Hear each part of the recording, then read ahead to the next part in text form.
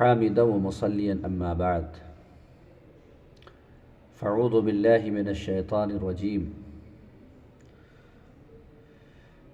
يا أيها الذين آمنوا أطيعوا الله وأطيعوا الرسول وأولي الأمر منكم فإن تنازعتم في شيء فردوه إلى الله والرسول إن كنتم تؤمنون بالله واليوم الآخر۔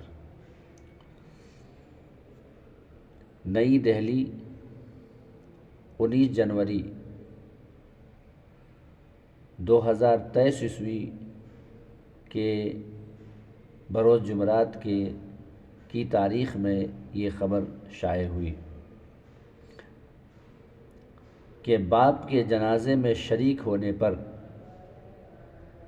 بیٹوں کا پھر سے پڑھایا گیا نکاح، مسلکی تعصب کا یہ واقعہ عوام میں موضوع بحث، متعصبانہ رویہ پر لوگوں کا اظہار افسوس۔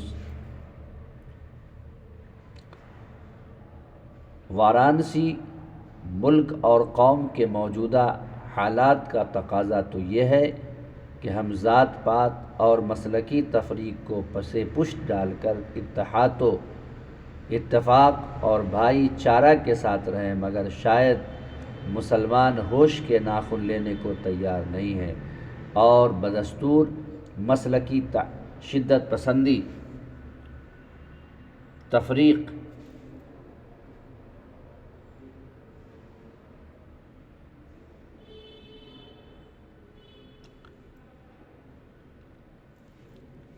وہ امتیاز کے رویہ پر قائم ہے۔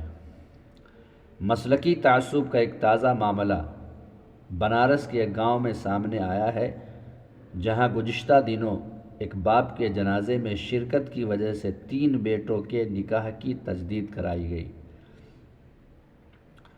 معلوم ہو کہ متوفی والد وہابی مسلک اہل حدیث پر عمل پیرا تھا، جبکہ بیٹوں کا تعلق سنی بریلوی مکتب فکر سے تھا۔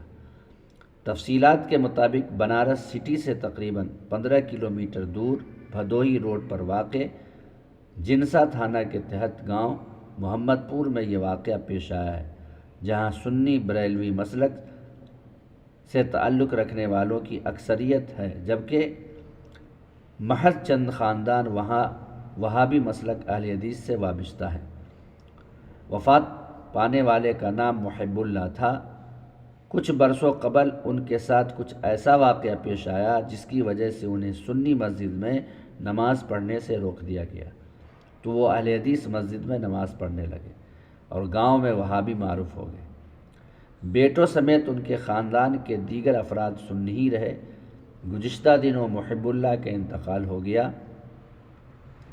خاندان اور دیگر رشتہ داروں نے ان کی نماز جنازہ پڑھنے اور پڑھانے سے انکار کر دیا اور گاؤں ہی میں رہنے والے وہابی مسلک سے تعلق رکھنے والوں کو اطلاع دی گئی کہ ان کی نماز جنازہ ادا کریں۔ چنانچہ انہوں نے باقاعدہ متوفی کی نماز جنازہ ادا کی اور تدفین کی رسومات میں بھی حصہ لیا۔ نماز جنازہ کے دوران گاؤں کے دیگر افراد تو شامل نہیں ہوئے، مگر متوفی محب اللہ کے بیٹے محمد اسلم، سکندر اور جعفر باپ کی نماز جنازہ میں شریک ہو گئے۔ جب اس کی اطلاع گاؤں کے بااثر سنی افراد کو ہوئی تو انہوں نے ان کے تینوں بیٹوں کو پھر سے نکاح پڑھنے کے لیے کہا۔ چنانچہ محلے کے بااثر حافظ محمد موسیٰ انصاری اور مولانا لعیق احمد انصاری نے ان کا دوبارہ نکاح پڑھایا۔ یہ واقعہ قرب و جوار کے دیگر گاؤں میں لوگوں کے درمیان موضوع بحث بنا ہوا ہے۔ لوگ اس مسلکی متعصبانہ رویہ پر افسوس کا اظہار کر رہے ہیں۔ لوگوں کا کہنا ہے کہ ایک طرف جہاں غیر مسلم مسلمان اور اسلام کے خلاف طرح طرح کی ریشہ دوانیاں کر رہے ہیں اور شاعر اسلام کو نشانہ بنا رہے ہیں، مدرسوں اور اسکول میں صرف اللہ کا نام لینے پر اساتذہ کو سلاخوں کے پیچھے بھیجا جا رہا ہے، وہیں دوسری طرف مسلکی تعصب کے شکار مسلمان خود مسلمانوں کے خلاف برسر پیکار ہیں۔ یہ انتہائی افسوسناک معاملہ ہے۔ مسلکی تعصب کا یہ گھناؤنا رویہ جو بیٹوں کو اپنے باپ کی آخری رسومات کی ادائیگی میں شرکت سے روک رہا ہے، نہ جانے کہاں جا کر ختم ہو۔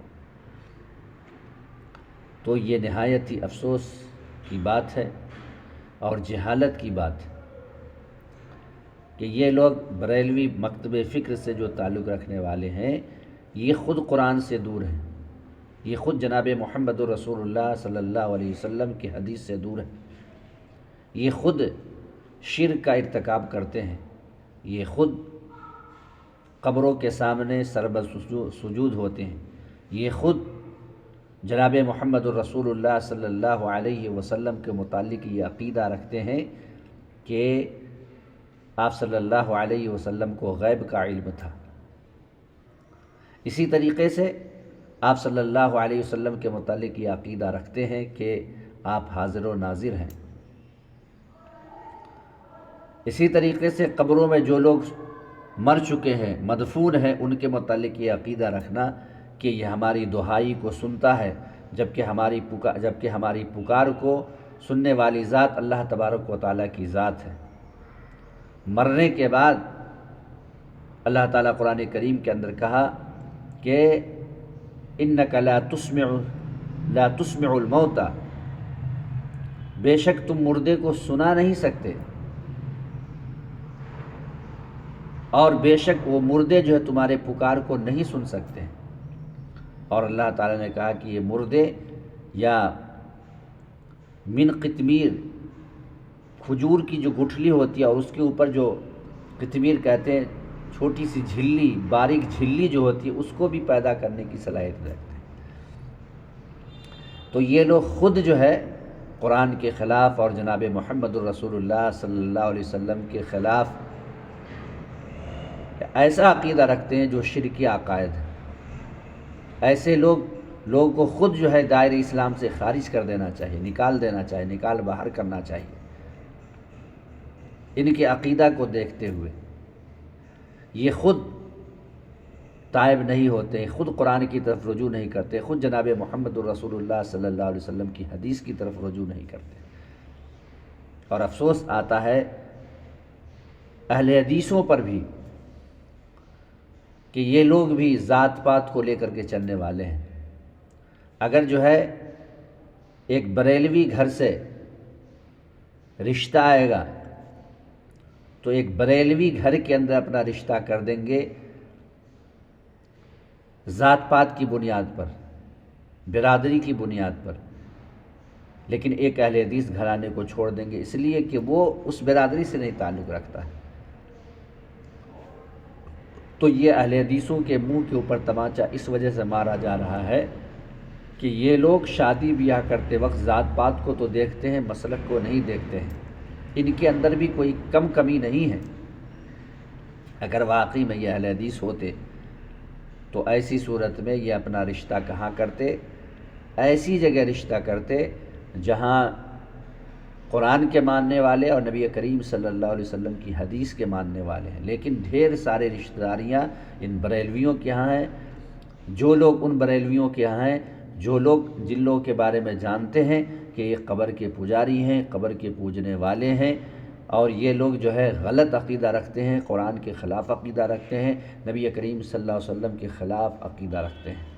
لہٰذا اہل حدیثوں، اگر واقعی میں تمہاری غیرت جاگی ہوئی ہے تو تم شادی بیاہ کرتے وقت یہ مت دیکھو کہ ہماری برادری کیا ہے، یہ ذات پات اسلام میں حرام ہے، بلکہ دیکھو کہ کون قرآن کا ماننے والا ہے اور کون نبی کریم صلی اللہ علیہ وسلم کی حدیث کے مطابق زندگی گزارنے والا ہے۔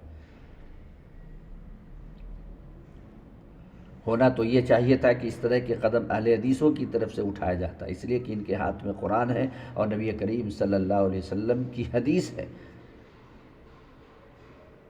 لیکن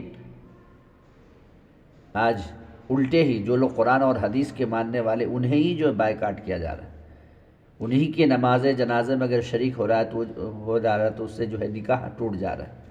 نکاح کوئی اتنی کمزور چیز نہیں ہے کہ جو ہے نکاح کسی کے جنازہ پڑھنے کی وجہ سے نکاح جو ہے ٹوٹ جائے گا۔ ان لوگوں کا تو کوئی دھرم ہی نہیں ہے۔ اگر ایک مرتبہ کوئی غلطی سے کوئی کہہ دے طلاق تو طلاق بھی واقع ہو جاتی، اور اگر نماز جنازہ اگر پڑھ لے تو نکاح بھی ٹوٹ جاتا ہے۔ صرف ایک مجلس میں طلاق طلاق طلاق کہنے سے طلاق واقع نہیں ہو جاتی ہے، اور نہ کسی کے نماز جنازہ میں شریک ہونے سے نکاح باطل ہو جاتا ہے۔ یہ تو جہالت والا عقیدہ ہے۔ نکاح اتنا کمزور نہیں ہوتا ہے۔ وہ شریعت جو شریعت اسلامیہ ہے، وہ مذہب اسلام جس کی تمام تعلیم جو ہے واضح ہے، اور اس کے اندر مضبوطی ہے، اور اس کے اندر پائیداری ہے۔ یہ تو مشرکین سے بھی، یعنی اس ہندوستان کے اندر جو کافرین رہتے، ان سے بھی یہ بریلوی طبقہ کے لوگ جو اس طرح کام کرتے ہیں ان سے آگے بڑھ گئے۔ ان کے ہاں یہ بریلوی لوگ جاتے ہیں، کھاتے ہیں، پیتے ہیں، شادی بیاہ میں رہتے ہیں، تو اس وقت جو ہے ان کا نکاح برقرار رہتا ہے۔ لیکن اگر اہل حدیث کے جنازہ میں اگر چلے جائیں گے، جن کا عمل قرآن کے مطابق اور نبی کریم صلی اللہ علیہ وسلم کی حدیث کے مطابق ہے، تو ان کا یہ کہنا ہے کہ ان کے جنازہ میں جانے کی وجہ سے نکاح ٹوٹ گیا۔ یہ سب جہالت کی چیزیں ہیں۔ آؤ قرآن کی طرف اور نبی کریم صلی اللہ علیہ وسلم کی حدیث کی طرف، اور یہ جو باطل عقائد رکھے ہو، کفریہ عقیدہ رکھے ہو، شرکیہ عقیدہ رکھے ہو، ان شرکیہ عقیدہ سے تائب ہو کر کے قرآن کی طرف پلٹ آؤ، نبی کریم صلی اللہ علیہ وسلم کی حدیث کی طرف پلٹ آؤ۔ کس جہالت کی تاریکی میں تم بھٹک رہے ہو؟ سرچ کرو، آج قرآن موجود ہے، نبی کریم صلی اللہ علیہ وسلم کی حدیث موجود ہے، نبی کریم صلی اللہ علیہ وسلم کی حدیث کی تشریح موجود ہے، قرآن کریم کی تفسیر موجود ہے۔ کیوں نہیں اپنے باطل عقیدہ سے تائب ہوتے ہو؟ والسلام علیکم ورحمۃ اللہ وبرکاتہ۔